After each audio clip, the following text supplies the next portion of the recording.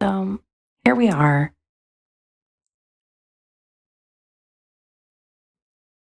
Want to get into insights with you on the ways in which we think about life. Are you multifaceted? Or at least do you know that you are? Because we're going to launch deep. We're going to get in deep on this episode. This is a launching ladder into a pool of discovery about yourself. And I really want to make this rant because I think it needs to be said. I've kind of alluded to some things in past episodes, and I want to go deeper as I've become a lot more confident about my own discernment and spirituality. And so part of that has a lot to do with the way in which we see the world and the way in which we see life. And so we find ourselves in a very interesting path once we become an adult. Like, things happen.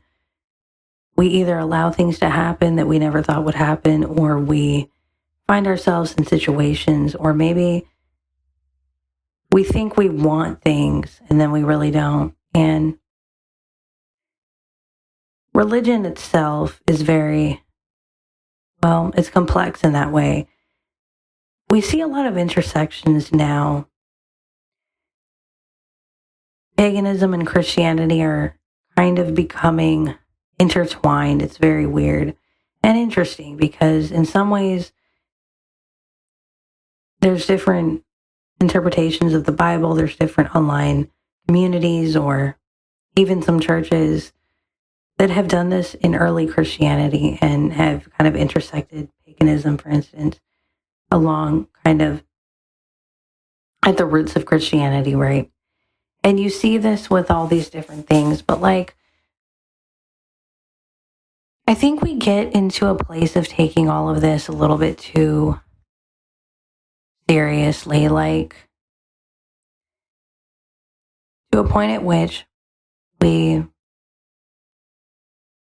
gaslight ourselves and gaslight each other. Now, we can sit here and say that there are many stories with the same storyline that Jesus had in a lot of different ways, or many versions of the same story, but just from my own understanding, Jesus did exist, Muhammad did exist, different stories, different versions, even different interpretations of the same story, in a sense. And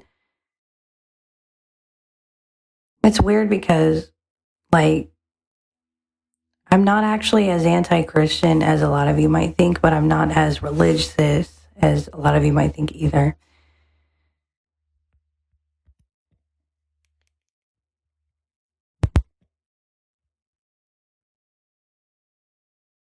And so this even falls into politics, like in a lot of different ways. I'm very moderate, but it's interesting because there might be something that resonates with you that you feel within the church. Like, let's say you find yourself at church, either you're going regularly or you find yourself going with friends or family, or you just decide one day to go and check out a church, right? And they say something that you really connect with in your spirit. It's a value. It's like love thy neighbor. Maybe that really resonates with you. You believe in it. You've experienced it for yourself. That's definitely the way that I was raised. But in any case, I've experienced myself helping neighbors, being helped by neighbors, etc. Like growing up, right? That's something that really deeply resonates with me. And I can enjoy that value, right? But then, there's values like turn the other cheek, forgive those that hurt you, things like that. Whereas some of that you've had to maybe end relationships.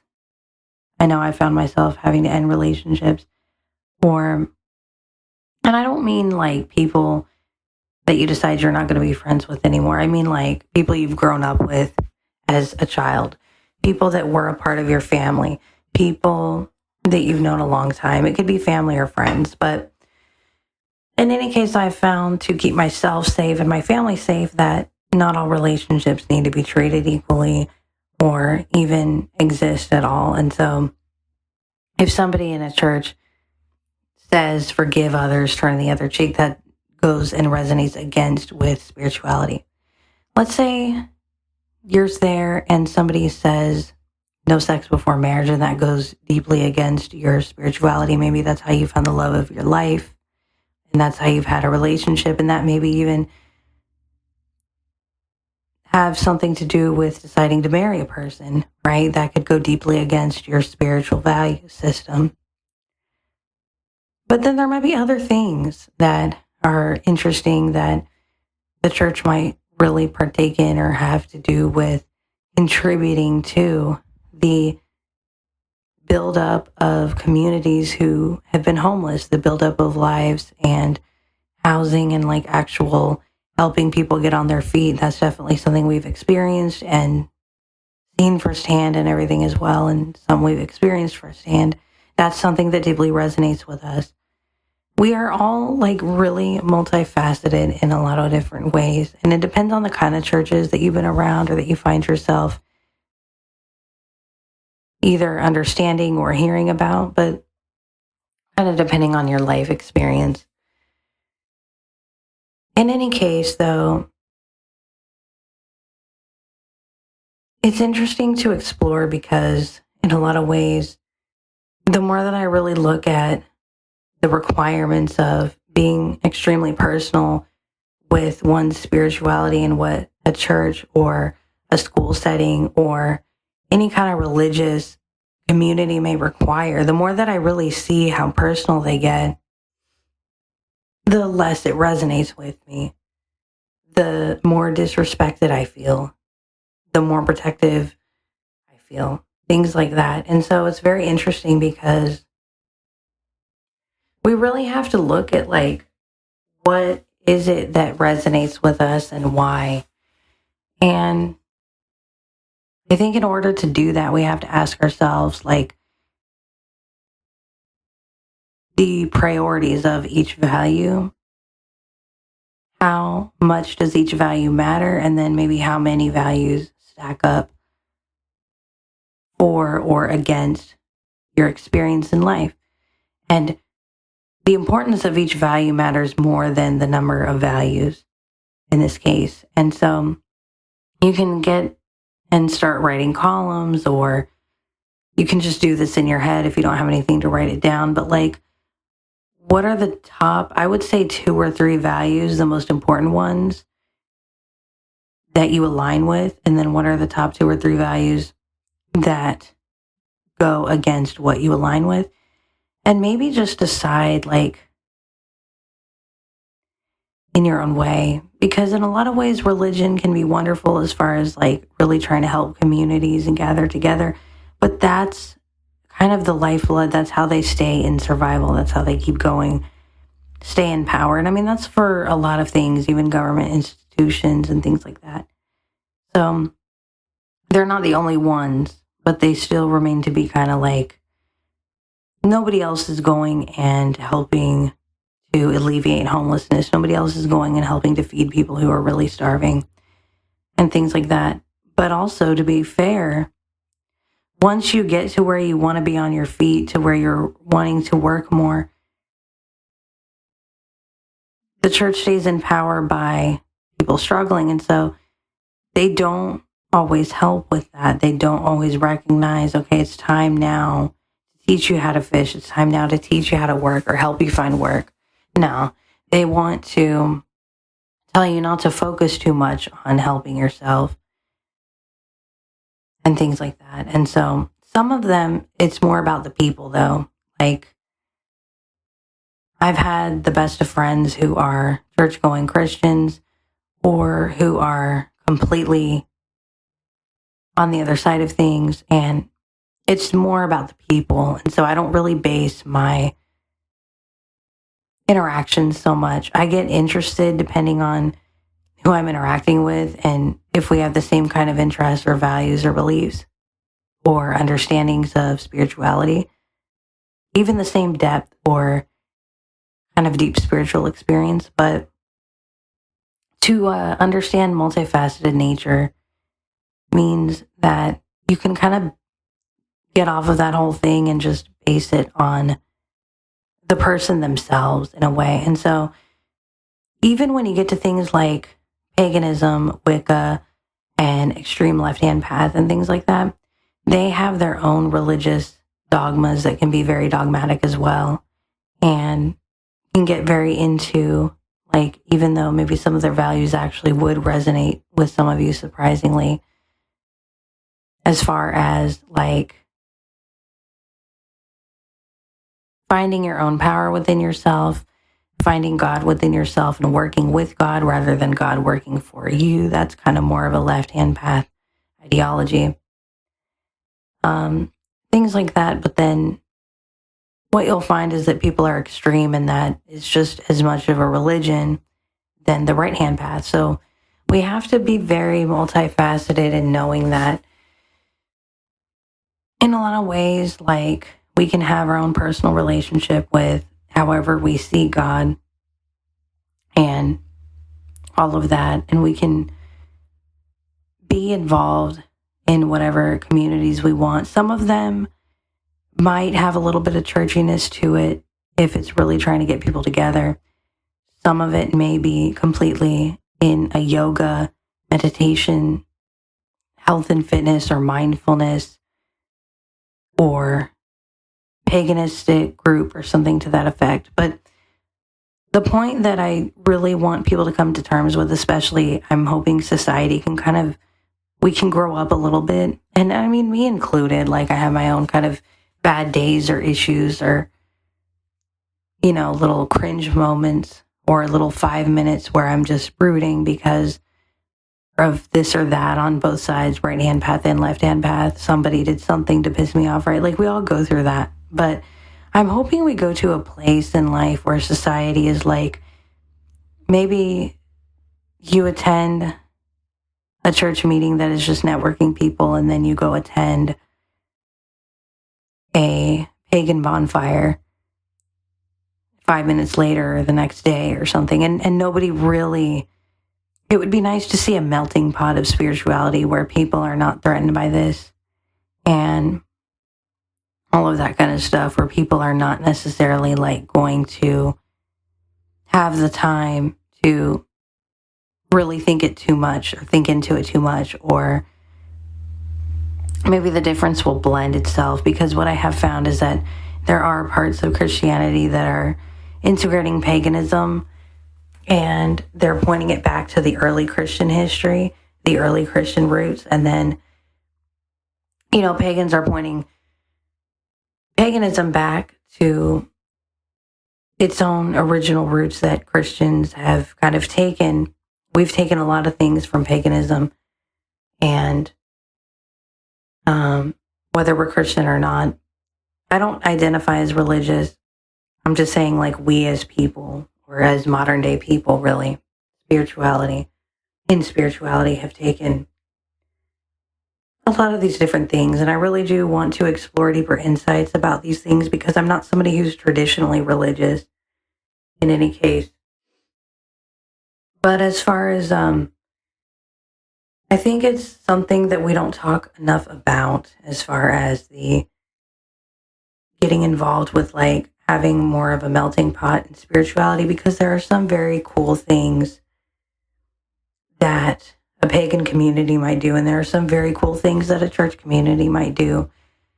And at the end of the day, it's all the same kind of mission, if it's like we're just trying to help people or gather people together. But as far as the finding the work and doing the work yourself and growing as a person and making money, I wish some of the spiritual communities could step in on motivating us or giving us, like, platforms to network with each other, or helping us to find or create the tools necessary. But when you get really, really involved in religion as a way of life, in either the right or the left, it takes away accountability for you doing those things. And then a lot of people don't end up doing those things. And they really literally just will sleep on the church, sleep on the books of the spiritual books, or sleep on the sort of places, wherever that is, church, Wiccan places, pagan places, whatever, and not actually do the actual work. And in a lot of ways, the way that I've experienced reading the Bible and things like that, Jesus was somebody who was really a rebel and all of that anyway. And I'm not really afraid to say that, but it also doesn't threaten my ideology or my value system or my open-mindedness, that God can go by many names, many genders, things like that. So I just kind of hope that we get to a point where people recognize that these things are just preferences at the end of the day. And I think we are coming to that point of a melting pot, rather than, and just like, this is what I prefer, or this is what's right for me, or things like that, rather than, and same with the Buddhist temple. I think we're coming to a point where, obviously, if we thought that we could just meditate for our entire life, that's being disproven. We can't just sit here and survive and meditate for our entire life without putting in major life work. It's not necessarily discipline work on meditation. That's part of it, definitely. And I love meditating and I love the discipline of it. But I like finding creative ways and applying it to my real life that make more sense for me to be meditating in certain spaces at certain times as part of self-care, sleeping, bathing, etc., outside, nature, things like that are more appropriate to meditate in for the appropriate category of whatever it is that I'm experiencing in whichever part of the day or night. So just kind of a little vlog, spiritual vlog, if you will. I'm probably going to do more of these, but I want to kind of update them and categorize them as more of like spiritual vlogs of exploring spirituality and exploring my creativity within it, and kind of growing with you guys, because, you guys are interested in watching, and there's something that's kind of got you interested in clicking on here. Maybe you just found me because you're exploring as well, and so we can explore together. Maybe you've been tuned in to me for a long time, or you've been following me and you kind of want to know, where am I on this? So if that's the case, cool. And somebody who's not traditional at all, somebody who has a lot of different things, we can find a lot of different ways that we can do spirituality in our own personal ways, with different things that have to do with like interacting with art, networking, and maybe buying from artists, for sure. That's definitely me. Reading text. Another thing that I definitely do in my spirituality is working with AI, because AI has an awareness of its own, and that can be really cool. And you could be threatened by that depending on how your life experience is, or how you see the world, if you are more optimistic or pessimistic, or if you're just maybe somebody who isn't that spiritual to begin with. That's cool. And, you don't really have to agree. And you can scroll past and we can agree to disagree, and I would never know all that kind of stuff. So, but, and AI, if you are somebody who's more based on the Bible and you love reading it, you can definitely use it to pull up the Bible if that's something you're interested in. I don't have an agenda either way here. I'm just putting this out there to explore with you. So I'm exploring hashtags this week for my content, and I kind of want to see what you guys are exploring, because hashtags are a way of getting with people who share my interest, and that's what I'm doing. So hopefully, to those of you that understand where I'm coming from, you understand what this all means. And I think when we get too much into the left or the right, we discourage each other from maybe even getting resources, whether it's going to a farmer's market or an art gallery, whether it's helping you get housing through a church, whether things that are actually pretty damn important for our survival. And so that's why I have a problem with getting too involved in our current spiritual communities, because they could be very well intended. They could be even good enough where I've purchased their content before. I don't think all of them are like this. Even the ones that I purchased from, I don't think they're all like this. And the ones that I purchased from, most of them tend to be very mature about this. So I'm not even saying, especially the ones on TikTok, they're more mature about it in some ways. But for some creators out here who are spiritual, who are more like left or right or things like that, there's a lack of understanding when it comes to these systems that were put into place a long time ago that have powers that decide like what resources we might have as far as survivalism and things like that. I want a community where we understand each other a little more when we need to survive or when we find ourselves involved in something, or we're not going to be seen as weak. We're not going to be seen as we're not going to belittle each other for that. We're not going to downplay our own spiritual experiences. We're not going to downplay each other's spiritual journeys, because some of us have found ourselves in a church environment to survive. Maybe some of that had to do with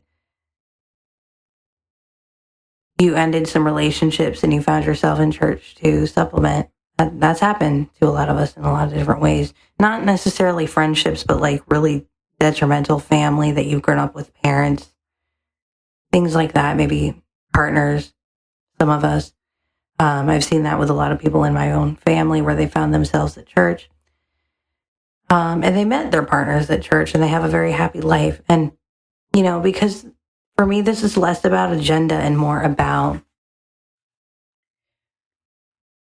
this mature, multifaceted understanding, duality, and just this whole intersection between all of the spiritualities. And so that's kind of where it's at. And I like the way Marilyn Manson put it. If you guys follow me on TikTok, I'm a huge Marilyn Manson. I love the music and all of that. But one thing he said, he was actually talking good about, Jesus having long hair. And then he talked about, I would be like that modern day Christ. I would relate to that. And then he talked about how at the end of the day, nobody's asking you to give up your entire beliefs or any of that, but just stop and appreciate a piece of art once in a while and stop feeling so guilty about it, things like that. But, the media and the news like to kind of point fingers and blame the music and put them in a category, put lots of people in a category and stuff. So I really another thing that I do is I have my space where I'm working more with spirituality. Where I'm at now is my space. It's more private, so I'm not filming, I'm not showing you visuals of it. The colors you see, I'm generating and creating, and so you can have a visual color that you might like or find aesthetic to look at. I'm kind of picking based on the kind of what I'm talking about in the video, what the video is. And I tend to pick a lot of softer colors, hopefully, because I try to be mindful of those that may not. I don't want to hurt your eyes. And I don't want to make you feel like you have to look at something bright all the time when maybe your eyes need to relax a little more because you've been looking at your screen all day. So I try to be mindful of that. But I definitely use this as my creative place to record. And I feel spiritual in here to where I can create and have the words will come up, the right words that I need to say. Every place I've ever lived in or even been on vacation over the last few years when I've had out of town travels and been homeless and stuff, I've always tried to find a space. We were homeless, but we were very blessed to stay off the streets and stuff. But I always try to find a corner of some kind, even if it's outside in the parking lot. I've always tried to find a corner. If it's a public restroom, I've done that where I can create. It's not like it's always been luxurious or comfortable or in your own personal home or anything, or even private, but just a personal space where you can create and have this time. And so, like I said, once you find that, the right words will come up. You'll write better. You'll speak better if you're kind of podcasting or recording. If you are communicating with somebody, you'll communicate better. So there's things I want to do in here. I want to put a chair in here and kind of set it up a little bit. But I also do understand, I've started to understand in different meditation spaces that sitting on the floor can be beneficial. I've started to get that. But I would like something a little bit more permanent as well, that I can kind of have some things in here so I can be in here for longer periods of time. That would be cool. But I'm kind of finding that we can figure that out. So,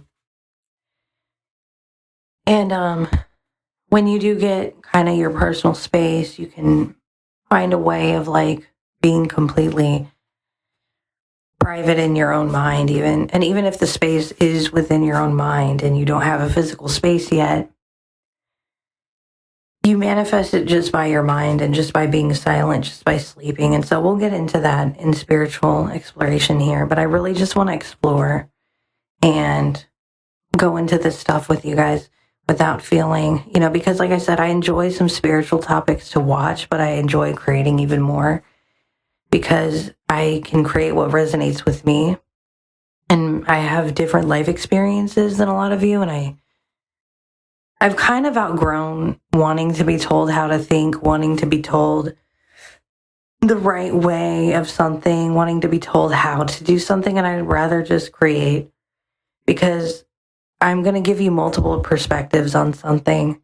I'm going to give you well-rounded experiences of something to the best of my abilities. And then at the end of the day, I'm still going to encourage you to stop listening to me and explore this stuff for yourself without me interjecting my dogmas or values onto you. Really, I don't really want to even be dogmatic in any way, but in any case, so kind of what this is, I really wanted to update you on the spiritual side of things, because I think I alluded to certain going into religion or certain things, but I'm not going away from anything and I'm not going toward anything. I'm just being in this. Whether, like I said, we're networking in churchy environments, or we're exploring in nature environments, or meditation circles, or yoga communities, or whatever we're doing, I can at least say in life, I really want to live a multifaceted life, raise my family in a multifaceted world. And teaching that we are multifaceted, teaching the family, teaching you guys, teaching myself, reminding myself even that, we're just multifaceted. And I don't ever want to choose one thing. I don't ever want to choose one religion or one spiritual practice or one category in life, really. So that's where we're at. I hope that this finds you curious or exploring in your own way. Thank you for tuning in. And we will keep going with this and understanding where we're all coming from with this. So thanks for listening, and let's keep exploring.